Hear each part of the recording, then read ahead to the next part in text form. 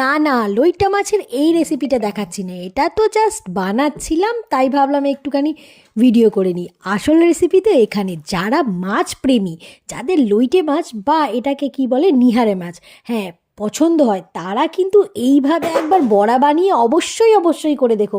আমি এটা প্রথমবার জাস্ট ট্রাই করলাম, ফাটাফাটি, জাস্ট অসাধারণ। একবার তো তোমাদের ট্রাই করে দেখতেই হবে, এত অপূর্ব খেতে। যারা মাছ প্রেমী তারা খেও, যারা মাছ ভালোবাসে না তারাও কিন্তু একবার ট্রাই করে দেখো, ভালো লাগবে অবশ্যই।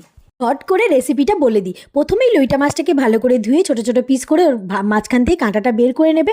আমি করেছিলাম বেসন দিয়ে, তোমরা চাইলে কর্নফ্লাওয়ার আর একটু বেকিং সোডাও দিতে পারো, তাহলে কুড়মুড়ে হয় উপরটা। যাই হোক, ওর মধ্যে আমি দিয়েছিলাম চাট মশলা, লেবু, কাঁচা লঙ্কা, ধনেপাতা আর একটুখানি এর গুঁড়ো, আর রসুন কুচি। রসুন কুচি তোমরা অবশ্যই কিন্তু দেবে। এই দেখো আমার কিন্তু বানানো রেডি। সেরা সেরা স্বাদ, অবশ্যই অবশ্যই ট্রাই করে দেখো, ভালো লাগবেই।